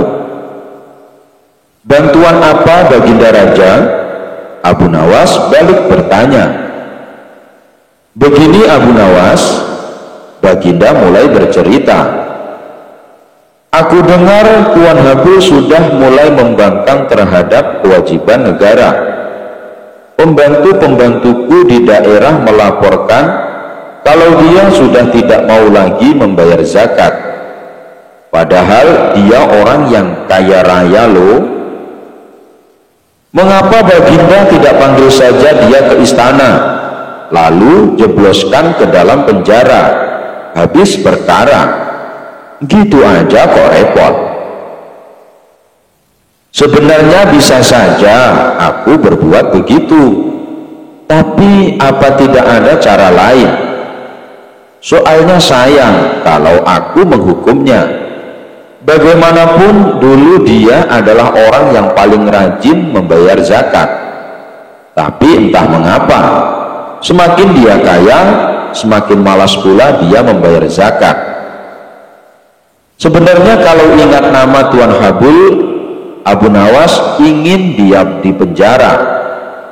Karena semua negeri tahu kalau Tuan Habul orang yang sangat pelit.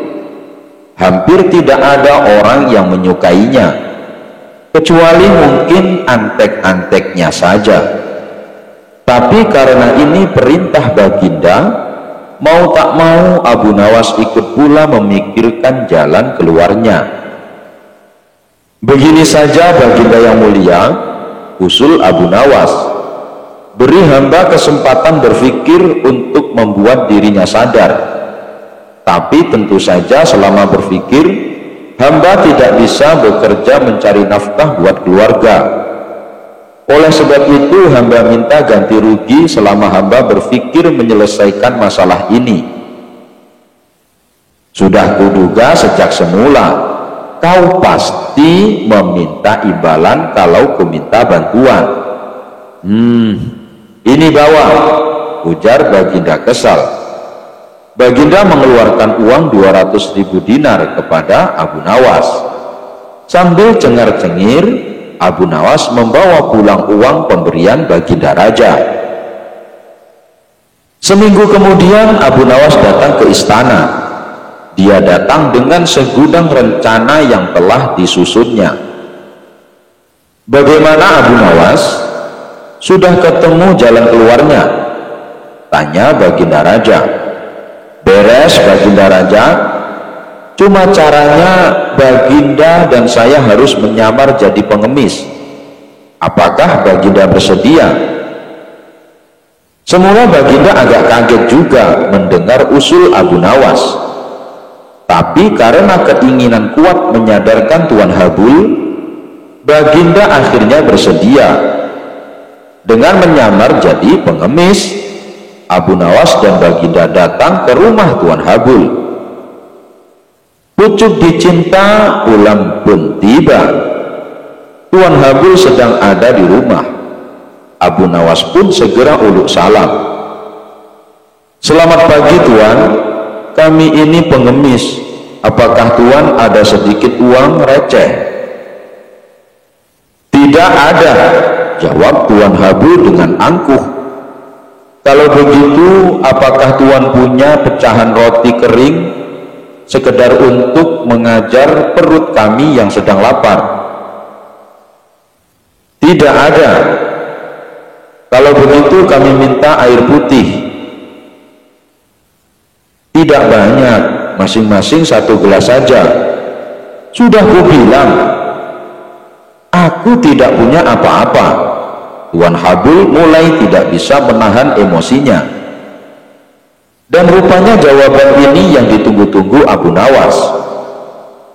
"Kalau Tuan tidak punya apa-apa," tetus Abu Nawas, "mengapa Tuan tidak ikut kami saja menjadi pengemis?" Wajah Tuan Habul pucat pasi mendengar cetusan Abu Nawas. Rasa marah, tersinggung, dan terhina bercampur aduk menjadi satu. Tapi belum sempat kesadaran Tuan Habul pulih, Abu Nawas dan Baginda segera membuka kedoknya. "Bagaimana Habul? Kali ini giliran Baginda yang berbicara. Mau pilih jadi orang kaya atau menjadi orang yang tidak punya apa-apa?" "Kalau pilih jadi orang yang tidak punya apa-apa, ya ikut saja Abu Nawas mengemis dari rumah ke rumah. Tapi kalau pilih menjadi orang kaya, ya jangan lupa membayar zakat. Bukan begitu Habul?" Mendengar penuturan Baginda, Tuan Habul terdiam 1000 bahasa. Dia merasa sangat malu. Sedangkan Abu Nawas hanya cengengesan menyaksikan kejadian itu.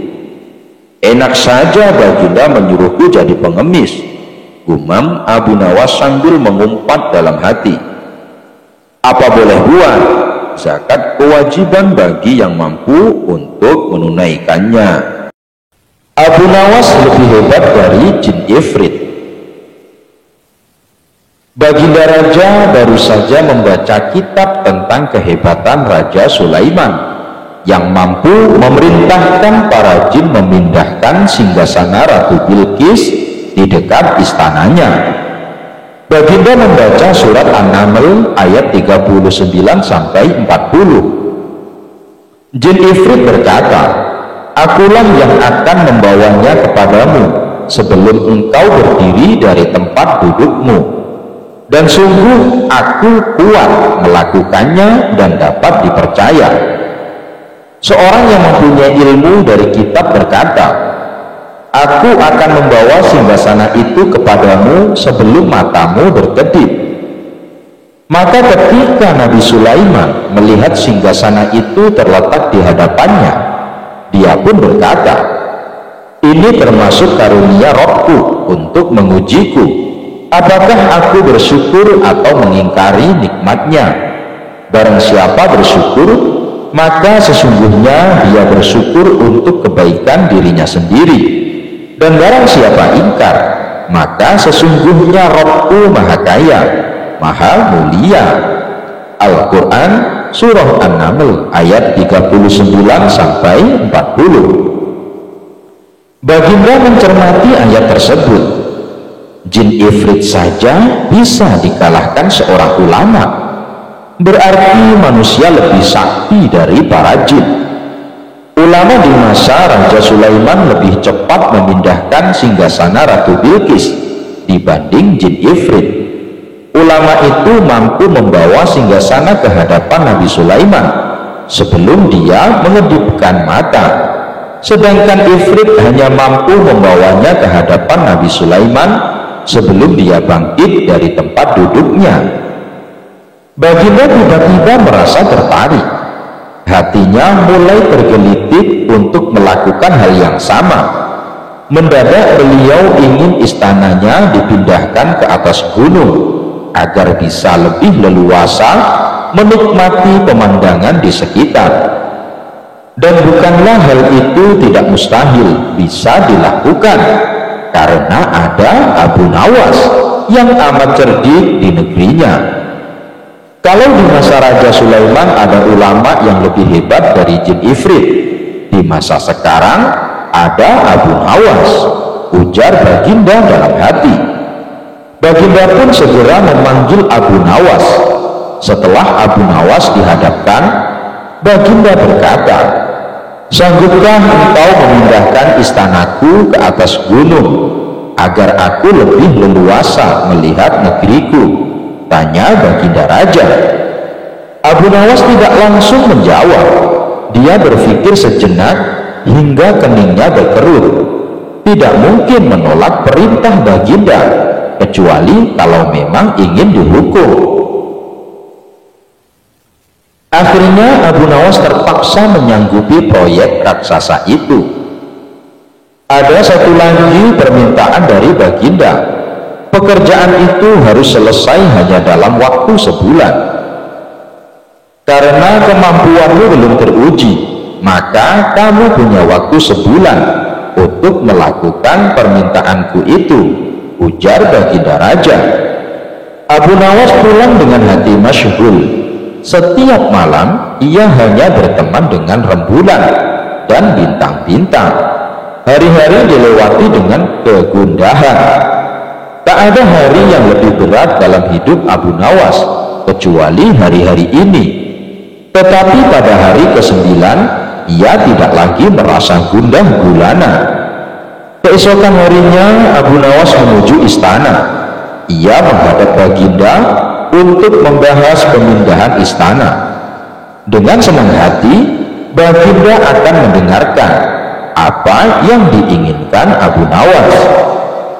"Ampun Tuanku, hamba datang ke sini hanya untuk mengajukan usul untuk memperlancar pekerjaan hamba nanti," kata Abu Nawas. "Apa usulmu?" "Hamba akan memindahkan istana paduka yang mulia tepat pada hari raya Idul Kurban, yang kebetulan hanya kurang 20 hari lagi." "Kalau hanya itu usulmu, baiklah," kata Baginda Raja.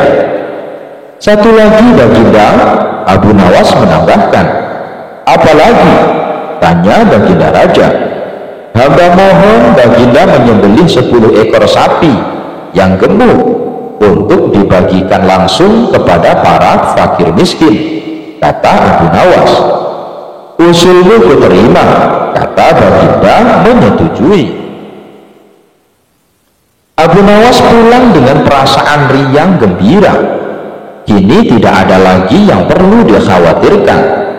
Toh nanti bila waktunya sudah tiba, ia pasti akan dengan mudah memindahkan istana Baginda Raja. Jangankan hanya memindahkan ke puncak gunung, ke dasar samudera pun Abu Nawas sanggup. Desas-desus mulai tersebar ke seluruh pelosok negeri. Hampir semua orang harap-harap cemas, tetapi sebagian besar rakyat merasa yakin atas kemampuan Abu Nawas. Karena selama ini Abu Nawas belum pernah gagal melaksanakan tugas-tugas aneh yang dibebankan di atas pundaknya.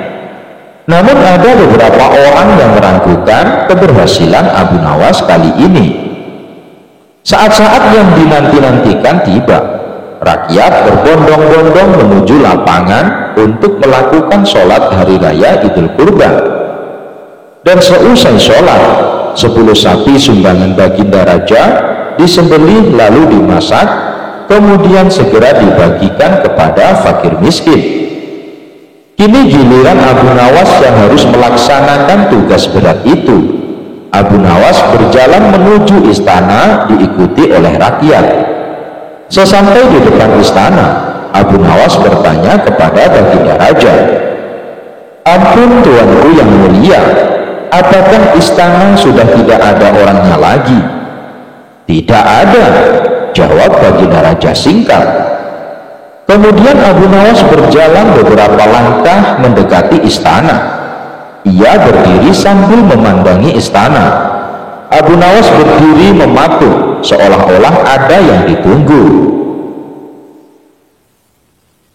Benar, Baginda Raja akhirnya tidak sabar. "Abu Nawas, mengapa engkau belum juga mengangkat istanaku?" tanya Baginda Raja. "Hamba sudah siap sejak tadi, Baginda," jawab Abu Nawas. "Apa maksudmu engkau sudah siap sejak tadi? Kalau engkau sudah siap, lalu apa yang engkau tunggu?" tanya Baginda masih diliputi perasaan heran. "Hamba menunggu istana Paduka yang mulia diangkat oleh seluruh rakyat yang hadir untuk diletakkan di atas pundak hamba. Setelah itu, hamba tentu akan memindahkan istana Paduka yang mulia ke atas gunung sesuai dengan titah Paduka." Baginda Raja Harun ar-Rasyid terpana. Beliau tidak menyangka Abu Nawas masih bisa keluar dari lubang jarum. Abu Nawas dan segentong air. Al-Kisah. Kali ini Baginda Raja berencana akan berburu di hutan. Baginda Raja memerintahkan pembantunya untuk menyiapkan semua peralatan dan perbekalan selama berburu.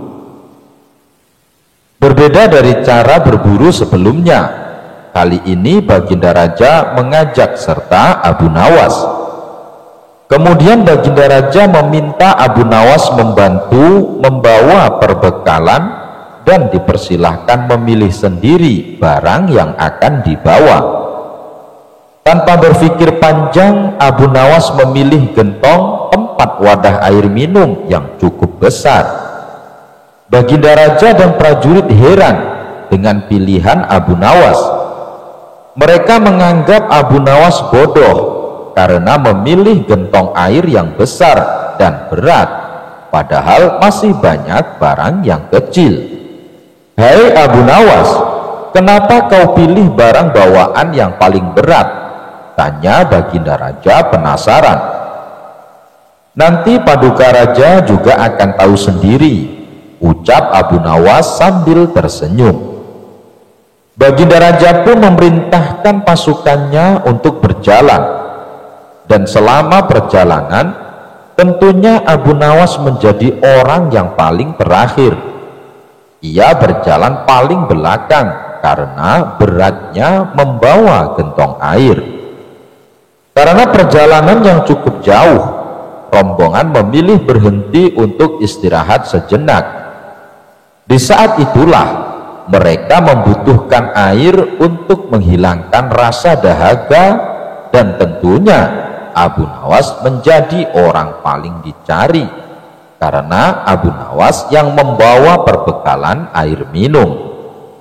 Setelah perjalanan dilanjutkan, gentong air yang dibawa Abu Nawas mulai berkurang isinya dan menjadi lebih ringan.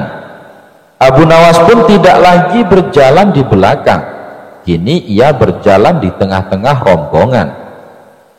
Setelah istirahat yang kedua, ketiga, dan seterusnya, gentong air yang dibawa Abu Nawas pun semakin berkurang sampai kemudian gentongnya kosong sama sekali. Karena gentongnya sudah kosong, tentu saja Abu Nawas meninggalkannya, sehingga Abu Nawas pun bisa berjalan di samping Baginda Raja di barisan depan. Melihat hal itu, Baginda Raja tersenyum. Kini Baginda telah mendapatkan jawaban atas pertanyaan yang diajukan sebelum berangkat. "Kamu memang cerdik, Abu Nawas," ujar Baginda Raja dalam hatinya.